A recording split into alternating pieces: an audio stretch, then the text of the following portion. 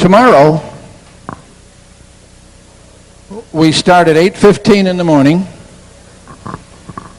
and that's when we start to give away things we call door prizes.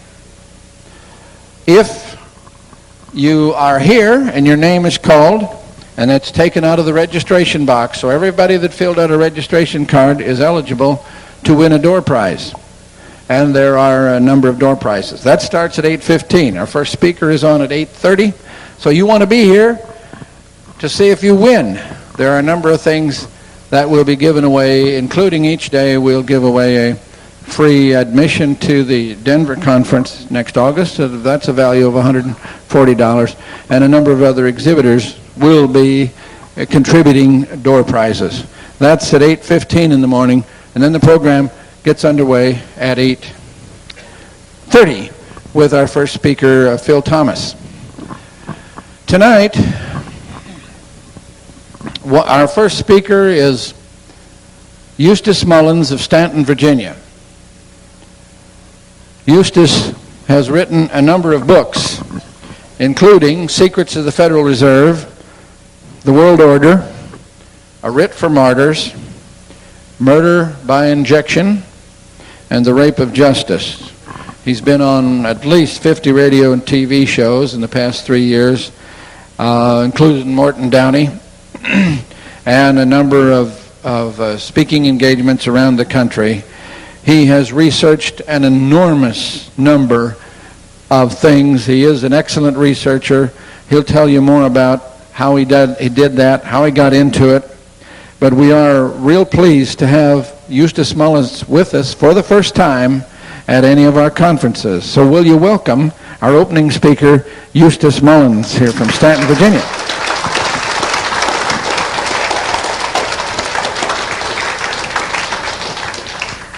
Now,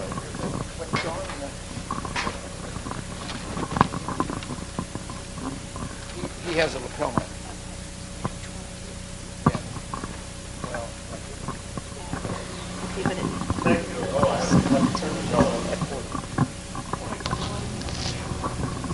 Does that sound all right? All right. You know, Dean has mentioned that there is a possibility of a bust here. I have to say that perhaps my being here will give him a little bit of immunity, because I was with Congressman George Hansen in Dallas, and there was a group of federal agents who were there to pick him up, and I stayed with George the whole time. And they would not arrest George while I was with him. They waited till the next day when he went up to Omaha to a religious meeting, and they arrested him there.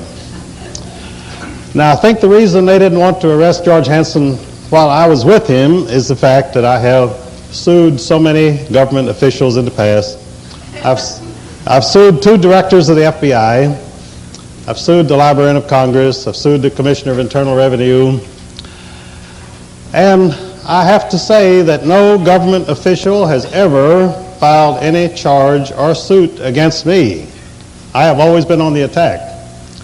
Now, I mention this because I think we lose sight of how vulnerable these people are, and how uneasy their nights are, and how easy it is for us to go after them. Our problem has been that they are doing too much to us, and we're not doing enough to them.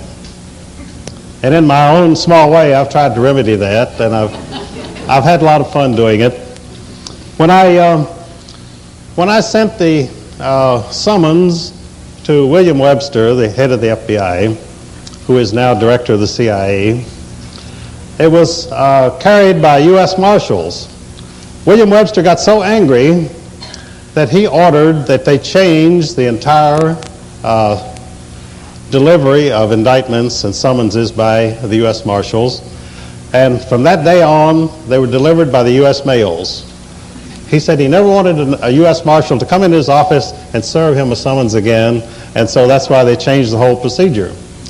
So there again, you see, you can bring about some great changes simply by sticking to your guns, by doing what you want to do instead of what they want you to do. That is the decision that you have to make. You're going to say, we're going to start doing things my way because I'm an American citizen and this is the way I think things should be done. And it's surprising how much you can accomplish. I did get a $50 million default judgment against the FBI simply because they did not know how to answer the documented charges that I had brought, so they didn't answer them in time. And so I went right to the clerk of the court, which the federal rules of civil procedure tell you how to do this. Go right into the court and file with the clerk of the court a default judgment for the full amount that you're suing for, which in this case was $50 million. Of course, I haven't collected it yet because there is not a federal judge, I believe, who would give me the order of execution, which you have to have, supposedly. I'm not even sure that I need it. At one time, I was thinking of just taking a lien on the White House and charging the president rent. Becoming a landlord, which I've never been, but I think it would be nice to be a landlord. And then I thought the next building I'd put a lien on would be the Pentagon. Oh, yeah. And just sit back and clip coupons from now on. But I haven't gotten around to it yet. But what I really want to talk about is how I became a writer and how I got into the nonfiction field. Almost 60 years ago, I decided that I wanted to write and that I was not going to do anything else, and I really have never done anything else. But at that time, I thought that a writer was a person who wrote creative things. They wrote poetry, plays, novels. At no time did I...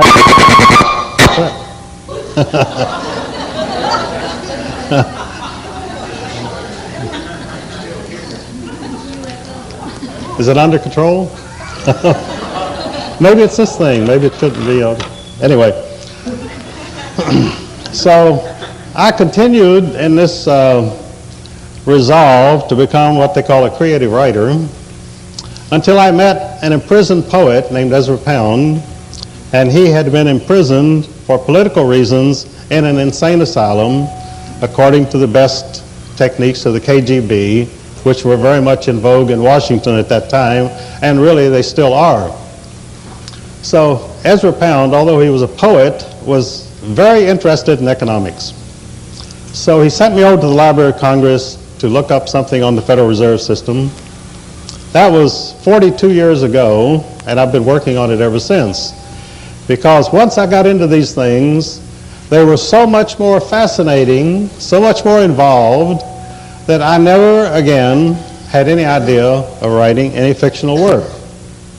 And as I say, I've continued to do it because at the Library of Congress, there is so much material that once you get in there, and I go right back in the stacks. I don't sit at the desk and ask them to bring me any books. I get a permit and go right back into the stacks, and I go in there and pull everything out that I want. And I have found a lot of things which were not even listed in the catalog. And some of the best things in my books have come from those exploratory ventures back into the stacks of the Library of Congress. Now I want to mention very quickly something about each of my books for those of you who have not seen them. My first book, which was commissioned by Ezra Pound, was the first and only history of the Federal Reserve System. It was such a successful book that it's been plagiarized at least 3 times.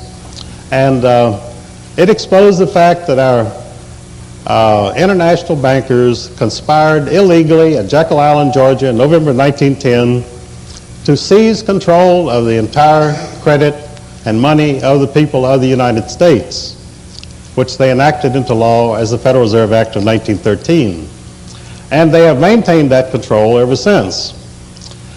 My second book carried this a little further, The World Order, which gave the dynastic implications and histories of the ruling families of the world over the past 500 or 600 years. Now, interestingly enough, a number of our presidents have come from these dynastic families, such as the 2 Roosevelts, and a number of them have not, such as Woodrow Wilson, Ronald Reagan, and so forth. But we're back today with a dynastic family member as our current president, George Bush. His family is a very esteemed and historical member of what is called the black nobility. And the black nobility, I give their entire history in my book, The Curse of Canaan. Now, my book, A Writ for Martyrs, which unfortunately the title confused some people. They thought it was about martyrs of the 16th century, Christian martyrs. But, excuse me, A Writ for Martyrs was simply the recounting of the various harassments which I and my family had undergone over a period of 30 years at the hands of federal agents. And it included, excuse me, I've had a little bit of a cold. I think you need.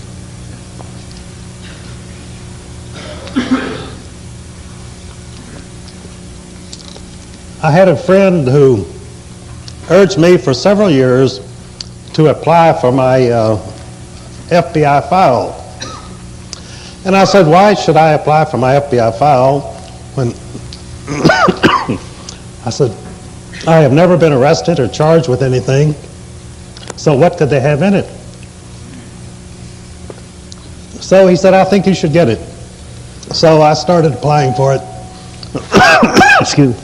And in about 2 years, I was able to get it. Well, about 60 pages of this file were memos from J. Edgar Hoover and the other officials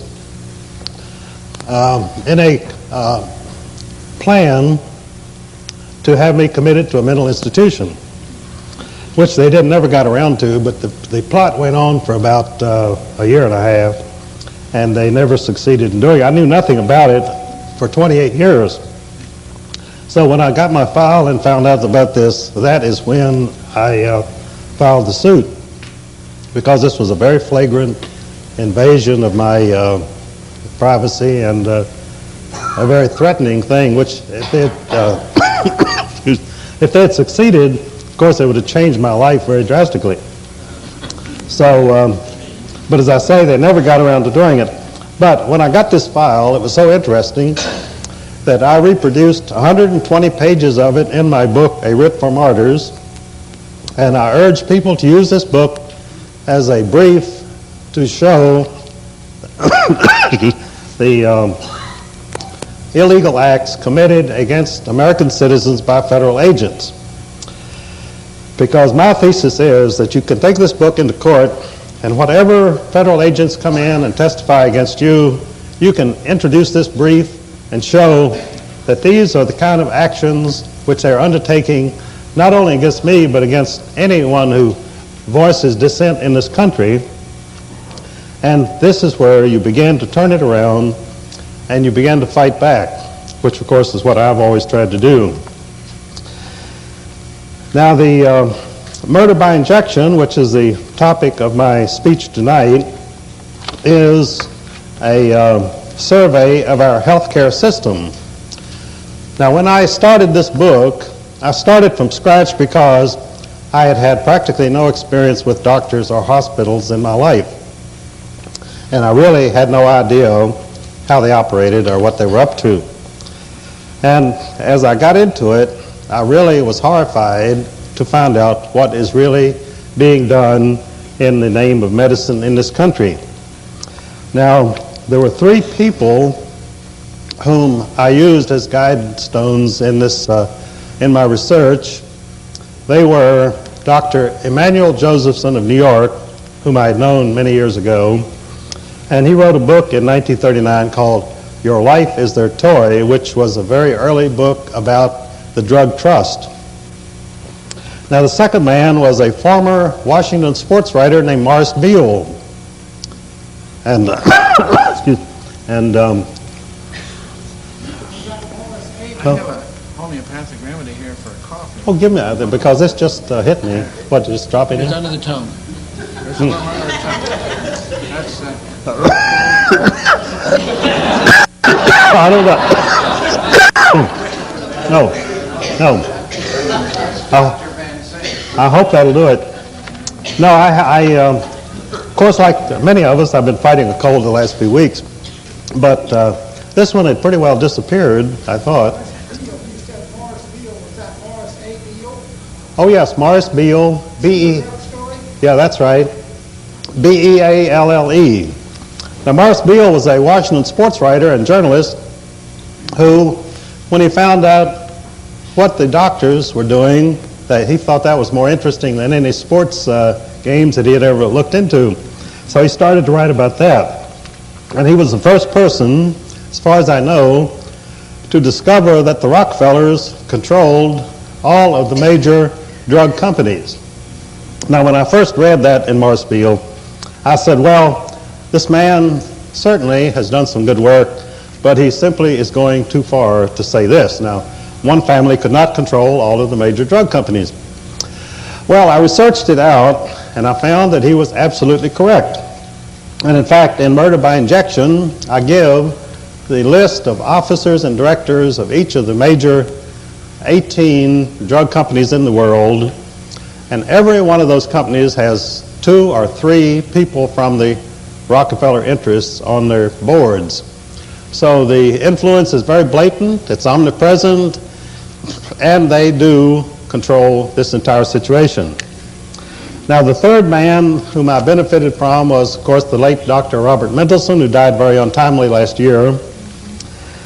And it was Dr. Mendelsohn who coined the phrase, the Church of Modern Medicine, because he said that medical practice had now become a temple and that its practitioners were beyond reproach, they were little tin gods, and that the people had to do whatever they were ordered to do by these people.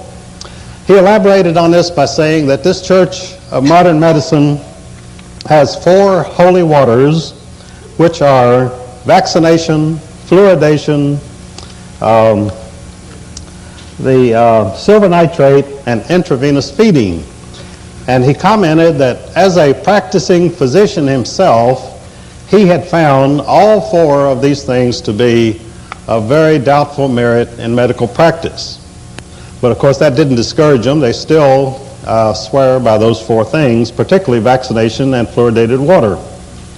And one of the last things that Dr. Mendelsohn said before he passed away, he told a friend, Clint Miller, he said, you know, I've had to come to the conclusion that all of our doctors today are nothing but drug pushers.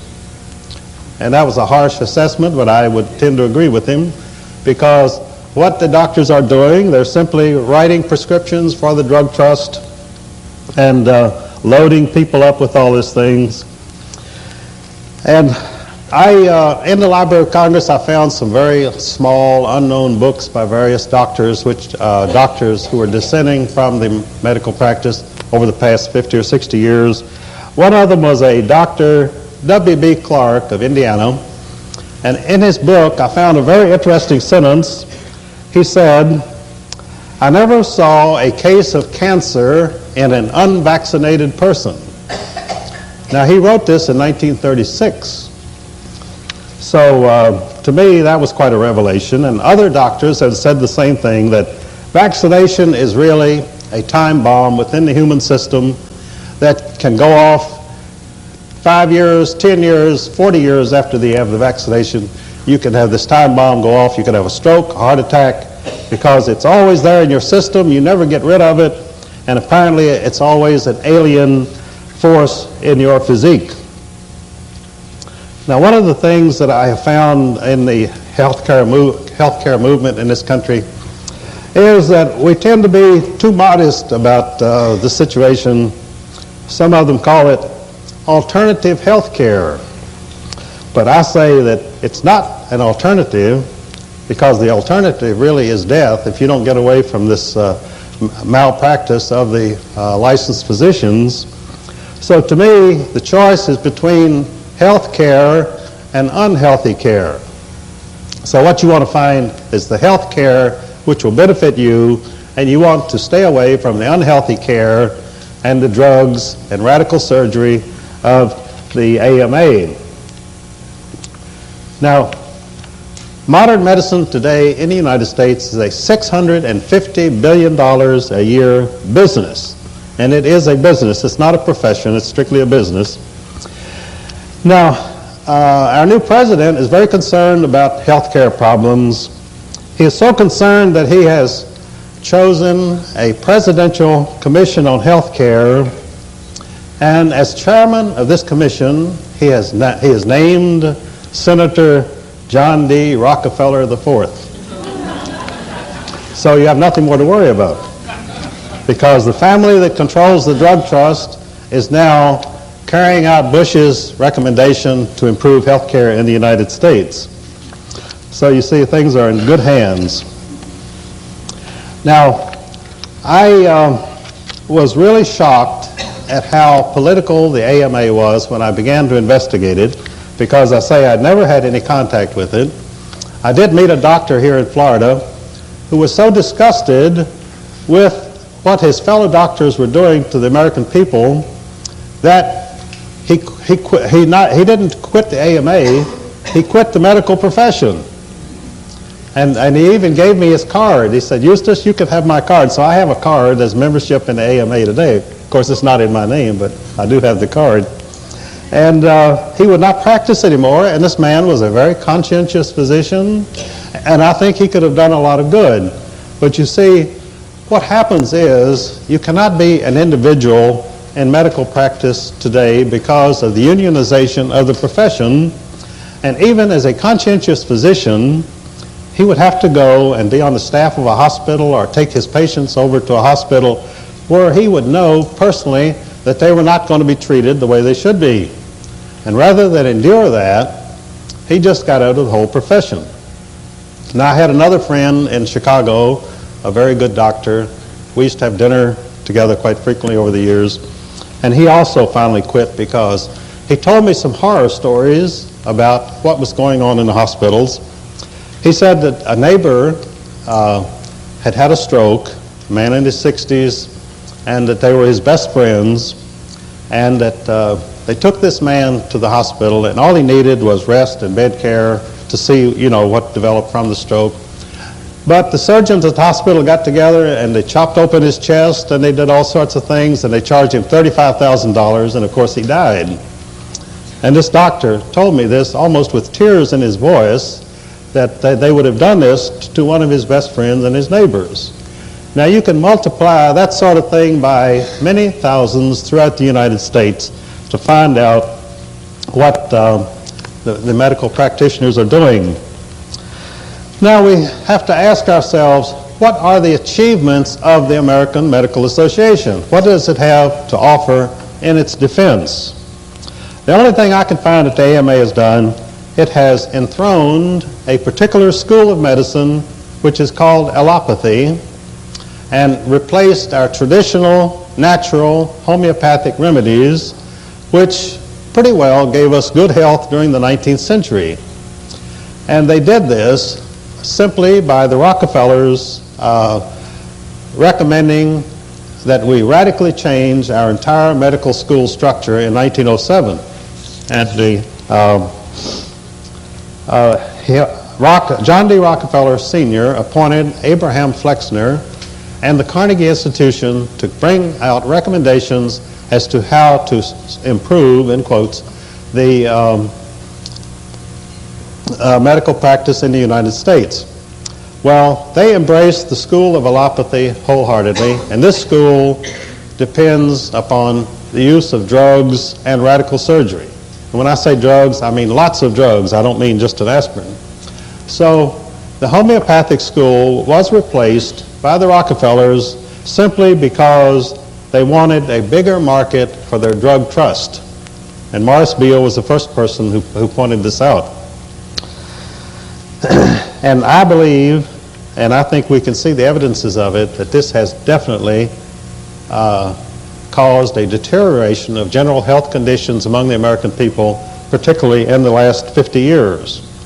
Now, if you want to look at the historical record of the American Medical Association, it has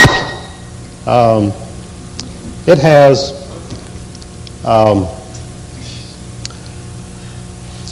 I forgot what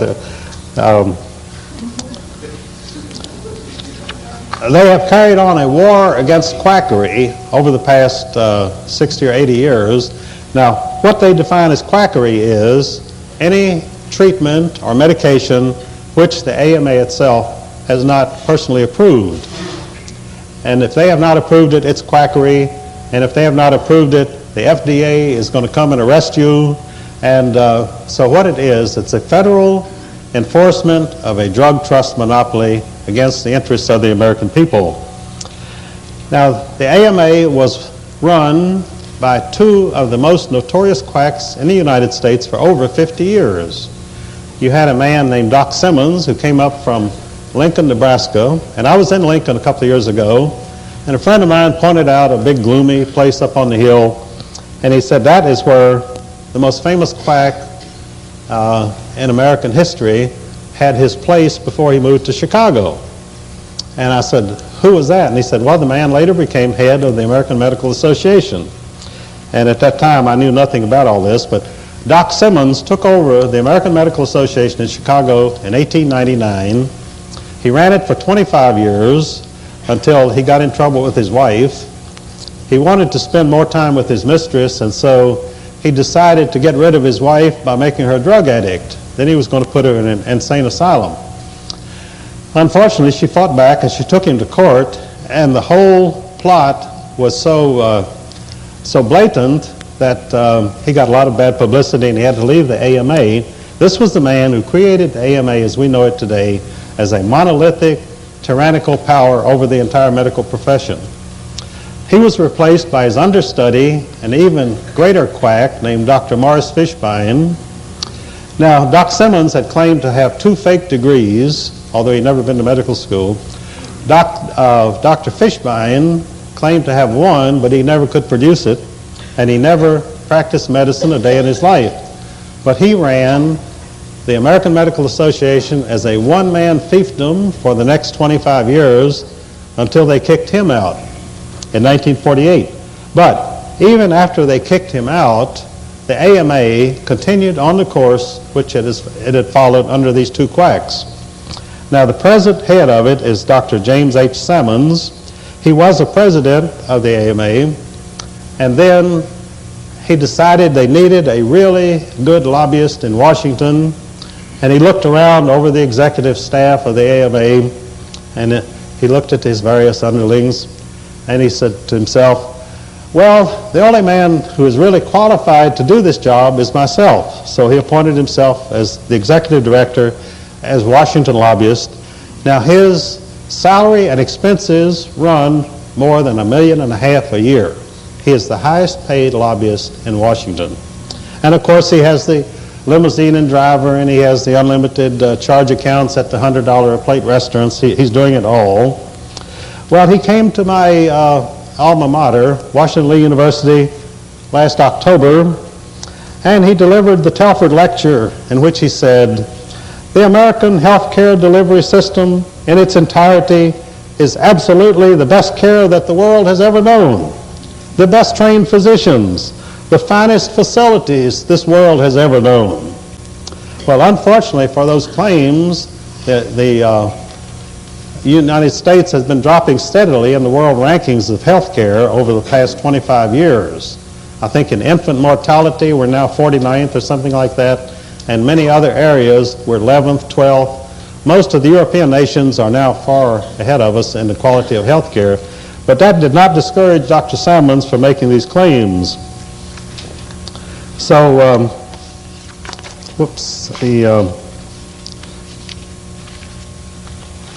now on the fluoridation of water, that proved to me one of the most interesting areas of research that I got into, because I found some pages from the congressional record from Congressman A.L. Miller of Nebraska in 1952, in which he raised some questions which have never been answered to this day.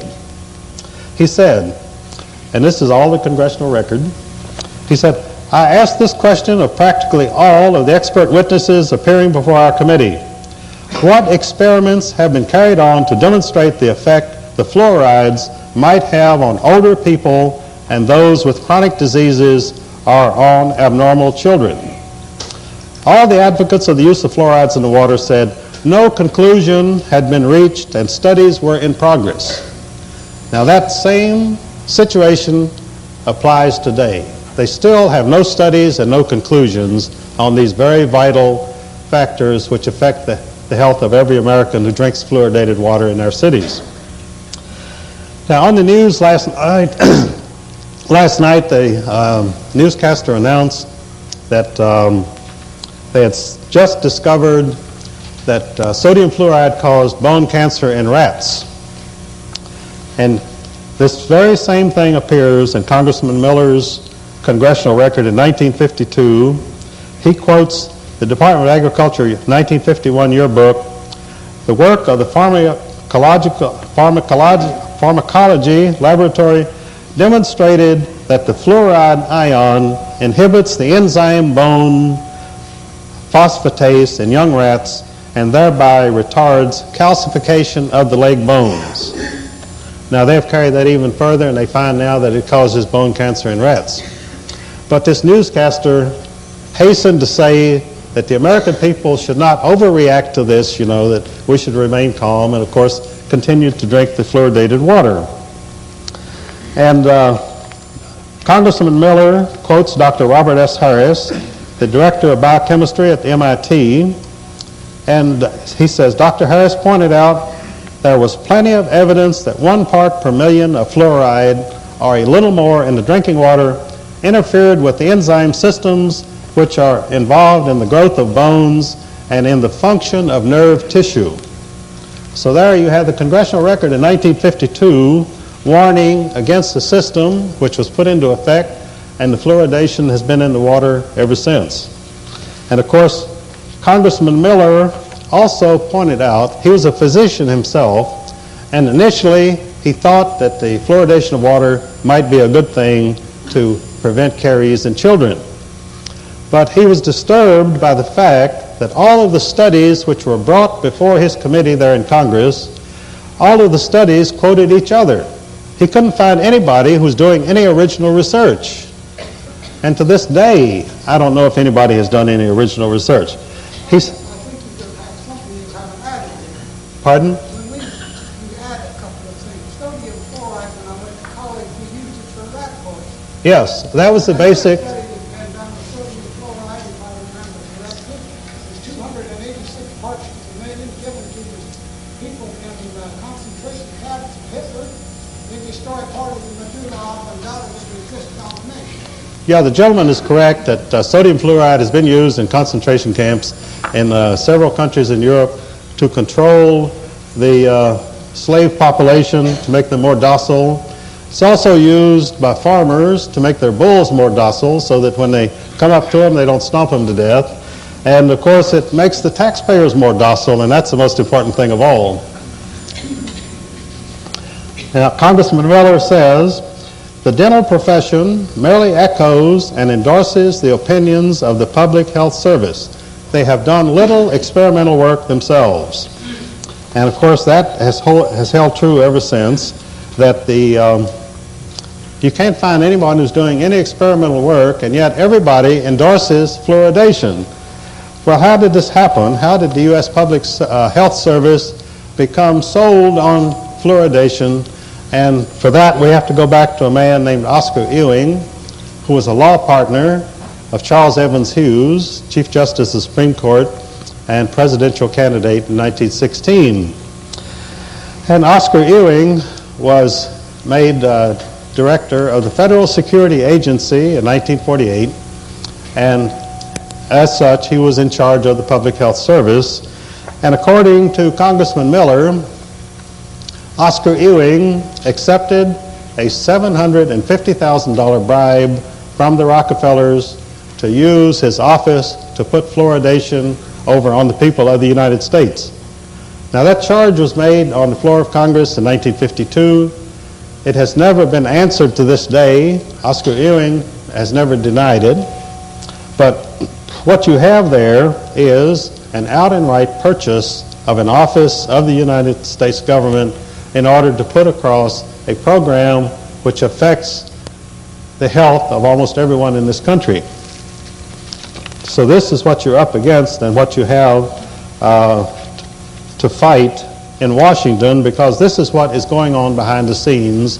When a government bureau comes out strongly for something or against something, it's because they have been told to do it or they've been bribed to do it, and there is no basis for it except the fact that they have made up their minds that this is the program they're going to have, and they're going to stick by it. Now, I get stuff from all over the world, and I got Mr. Ian E. Stevens sent me this little booklet from Australia called The Dickinson Statement, a Mind-Boggling Thesis, which goes into the fluoridation problem much more deeply than I could in one chapter. Now, he quotes or reproduces a letter from the U.S. Environmental Protection Agency dated March 30th, 1983, Office of Water, to Mr. Leslie Russell in Newtonville, Massachusetts, in which the Deputy Assistant Administrator, Rebecca Hanmer, says, in regard to the use of fluorosilicic acid as a source of fluoride for fluoridation, this agency regards such use as an ideal environmental solution to a long-standing problem. By recovering byproduct fluorosilicic acid from fertilizer manufacturing, water and air pollution are minimized, and water utilities have a low-cost source of fluoride available to them. Now, what this bureaucrat is saying is, we have a very serious problem with a chemical pollutant called sodium fluoride. So the answer to that is to put it in the water. That's exactly what she says. And she's very happy about it, because it gives a low-cost source of fluoride for our city water systems. Otherwise, these companies would have to spend a lot of money trying to find some other place to dump this stuff. So from her point of view, which is a very logical, bureaucratic point of view, then everything is fine. Now, one of the problems as a writer that I've had over the past 40 years, of course, has been not only the federal opposition, but consistent censorship, to the point where I finally had to publish and distribute my own books, which I've been doing for the last few years. And there are many people around the country who try to get my books into libraries, try to get them into schools, and they run into a lot of opposition. So a lady sent me a letter the other day from Tulsa, Oklahoma, and she sent me a copy of a letter from the director of the Tulsa Library System, which said, "Dear Mrs. Brown, thank you for loaning us your copy of Murder by Injection. I asked a committee of staff members to review the book as a consideration for addition to the library collection. The reviewers found that the book is primarily an attack on the medical community, the Rockefeller Foundation, the American Cancer Society, the fluoridation of water, and the vaccination against polio. Based on the reviews by the committee, the book will not be added to the library collection." So this is what you have: a public agency, a public library, which censors books because they don't think that anyone should criticize the Rockefeller Foundation or the American Cancer Society, and they certainly should not criticize the fluoridation of water. Now, what we need to do with people like this, they really should be indicted, because they are exercising personal prejudice to deny the users of their library free access to documented research material. Now, I had another little bout of censorship here, because I do a lot of radio and TV programs around the country, and my manager in Dallas usually sets these up ahead of time. When I come into an area to address a meeting, he sets up sometimes 2 or 3 radio talk shows for me.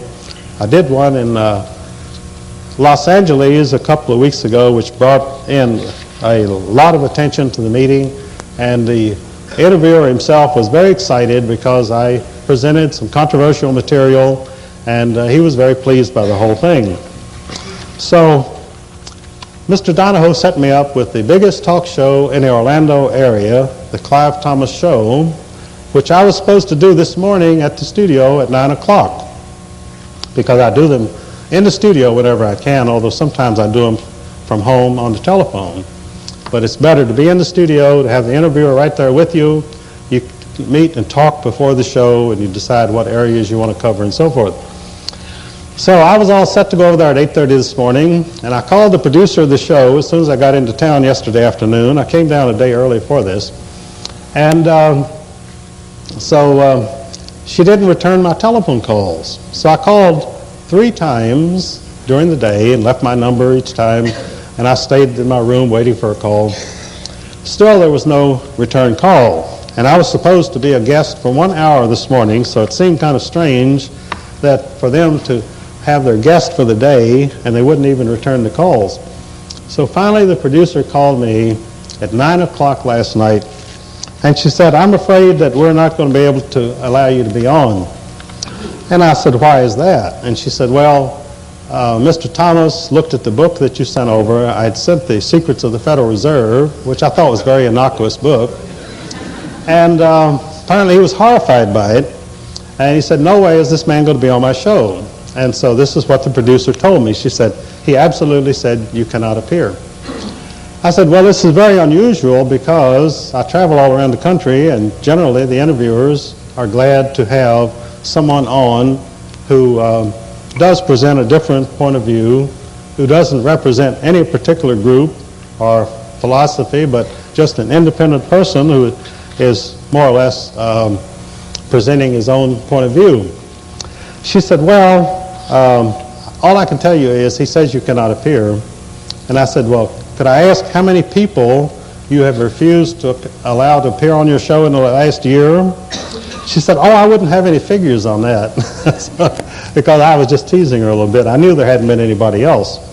And you can have a little fun with these people and watch them squirm a little bit when they want to pull something like this, because they're so used to getting away with it, and they're so afraid that of their jobs and of somebody coming in and pointing the finger at them, that they're always scared rabbits. And so I do have fun with them. But she just said, "There's no way you can do this show." And the reason I wanted to do the show was I wanted to advertise the meeting, mention the meeting, you know, and perhaps some other people would come over here and see what's going on here and be interested enough to find out what this group is all about. But she wasn't having any part of it, so that was the end of that. But I do run into censorship, and I find it very annoying because I'm not preaching revolution, and I'm not preaching any hateful doctrines. Now, this man who was very pleased with my interview in Los Angeles, he did get a couple of phone calls from people who said, "You know, Joe, I've always liked your show, but now that you've had Eustace Mullins on, I've got to change my opinion of you." And so Joe Crummy, the interviewer, says, "Well, what do you mean? What about Eustace Mullins?" He said, "Well, you know, he's very subtle in what he does." He said, "You've got to be careful of that guy. He doesn't come right out and say what's on his mind, but he leads you into believing what he believes, and this is very dangerous for America." And he went on and on. So Joe cut him right off. That was the end of that. But I do find some very interesting phone calls coming in. I did a radio show in Miami, the Mike Thompson Show, a couple of years ago. And the people who called in were so excited usually that they couldn't talk. They were so indignant and so worked up that they couldn't even express themselves. They couldn't even ask a question. And so Mike would just cut them off, you know, and because some of them you couldn't even understand. But of course, he enjoyed it because his incoming calls, the switchboard lit up like a Christmas tree. So he was in his element because he was having a good time, and he really liked having someone on who could generate that much controversy. And I have never been that controversial in any of my public appearances, but apparently the very fact that someone would dare to appear in public and state their own beliefs instead of parroting something which has been laid out for them by somebody else, it really shakes up the whole establishment, because they like to think that they've got their control. They have the foundations. I have a chapter in the World Order about the foundations and how they maintain this ironclad control over the colleges, the government. Most of your government programs they originate with brainwashed members of the foundations. And the foundations themselves You cannot be an official of an American foundation like the Rockefeller Foundation unless you undergo the Tavistock treatment. Now, the Tavistock treatment is a development from the British Department of Psychological Warfare. The British Army was developed in 1924 to experiment with shell-shocked soldiers of the First World War. And the techniques that they developed were so valuable in brainwashing that they adopted them for most foundation officials, public employees, and other people whom they wanted to maintain control. And the Tavistock Institute is still in London, but most of your groups in this country, like the Assailant Institute and the Aspen Humanistic School of Studies and so forth, they are direct spin-offs of the Tavistock Institute, and their primary objective is the brainwashing of people whom they need to control in order to maintain a sort of iron curtain over public expression in the United States. And very few people know anything about this. They don't know what's going on. And that's why in the World Order I did go into this very deeply to show you just how things are handled from behind the scenes. Now I will take a few minutes for questions from the audience if you have anything you'd like to ask me. Eustace, yes. there was a study done by the Dental Association back in about 76, 77. You check your records. It was done in Massachusetts, in which they did an experiment on the water supply. Both towns had the same water, but one they put fluoride in, and the other town did not have fluoride. So what they found is that yes, fluoride did did prevent cavities. Yes. They went further in it, and they found the town that did not have water had more cavities, but their coronary system was far healthier than the one that had this fluoride in it. So there's a greater incidence of coronary problems with fluoride. This was take a look at 76, 70. I've got a copy at the office. I can have it faxed to you. I think I'm familiar with the Dedham study, and it's one of the best studies that's ever been, Dedham, Massachusetts, one of the best studies that's ever been done on the fluoridation controversy, and he's entirely correct that the fluoridated water does retard cavities in small children, but also it results in a much higher incidence of organic ailments such as heart and kidney disease, and the reason for that is that sodium fluoride is not excreted by the human system. It becomes cumulative, and therefore, as you drink water every day, you're getting more and more of an accumulation of sodium fluoride in your system. And in fact, this was even brought up in the Miller congressional speech of March 27, 1952, the fact that it is cumulative and that they have never offered any answer to this at all, and this is a very serious question. What do you do about the accumulation of sodium fluoride in your system after years and years and years of drinking fluoridated water? Part two on that is that I don't know of a village or a city that is on the Mississippi River that checks the water for fluoride. Because if you get it in Minneapolis, they use fluoride and they dump it back in after going through the sanitation part. How much fluoride is in the water by the time you get to St. Louis? Secondly, they're now coming out, and they do have out, contact lenses, gas permeables, with fluoride in them. Oh. Well, that makes it even worse. Yes.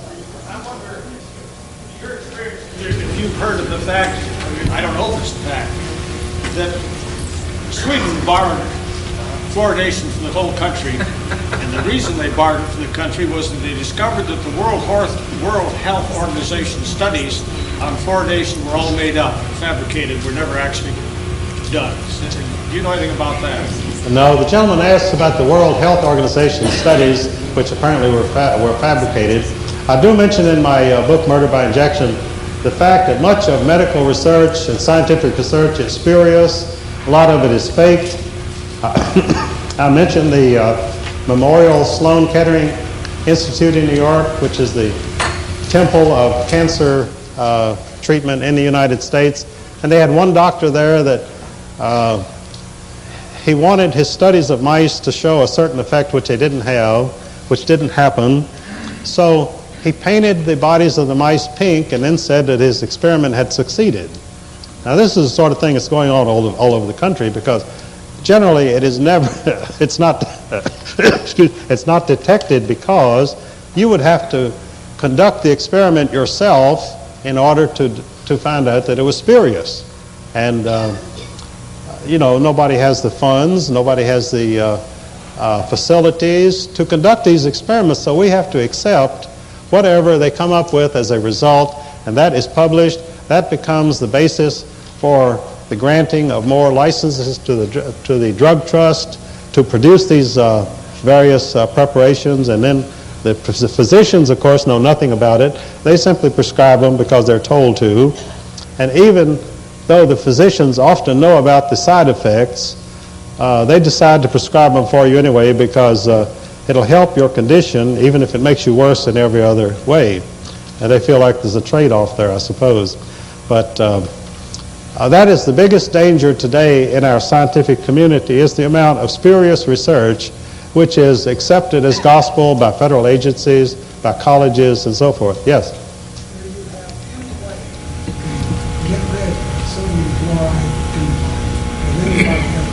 The gentleman asks if there is any way to get rid of sodium fluoride in the body. Now, the practice of chelating heavy metals in the body has become very prevalent in recent years, and what chelation does, it relieves the buildup of metals and so forth in the arteries, which greatly improves your circulation and heart problems. But unfortunately, I don't think they have any type of treatment which will remove sodium fluoride, because I think the reason for that is sodium fluoride apparently attacks the bones. It gets in the bones. And I don't know how you would, once it becomes part of the bone structure, I think it would be very difficult to have any antidote for that. Sir, yes? You know, my son was a victim of an overdose of fluoride when he was 5 years old. Jackson, Michigan, it was compulsory to have injections for fluoride. Well, the nurse mislaid the records, and he got a double dose. But when he was 10 years old, it attacked his discs and his spine. How were you to prove that it was the fluoride that did it? That's right. It goes to the bone. I kept getting x-rays and everything, and I lived in Fort Smith, Arkansas, and I said, thank God. I was a little dubious about the people there, but at least they were smart enough not to pass the fluoride thing. Well, fluoridation has been turned down in many cities, and other cities that have voted it out. Yes. Is it true that the drugs that has been imposed on this nation by the Rockefellers is refused to be used by themselves in their own medical care? I think that many of the gentlemen asked if the Rockefellers themselves take these drugs. Well, they would be fools if they did. That's all I can say. They don't mind selling them to other people, but they excuse me. Many of the black nobility still have homeopathic physicians, and the most famous one is the Queen of England, who herself is treated regularly by a homeopathic physician. She does not go in for any of the allopathic school of medicine, the drugs or radical surgery, which you can understand that anybody would avoid that if they could. So I would say that the Rockefellers probably have nothing to do with allopathic medicine, and that they do have homeopathic treatments. The gentleman there, yes. I got most of your book. It's a pleasure to meet you, by the way. Thank you. It was an effort to get here, but it's well worth it. My question is, speaking of George Bush's, you call it the black nobility? Yes. All right. I can't understand why the Western Christian countries are allowing third world migration at this astounding rate, which I think is going to bring down the Western countries in maybe 5 to 10 years if it isn't checked. And they're bringing in a lot of new diseases and things like this, as well as anti-cultural biases towards our established cultures. What would your feelings about that be? Well, this program is a very definite political move, And they're pushing it all over the world that they are trying to end the reign of Western civilization on a philosophical basis by bringing in these other groups and just letting them more or less run amok in the civilization until nothing is left. That's exactly what's happening in our cities, and this is an ongoing program which is being very faithfully followed by the various governments. I hope I haven't run over.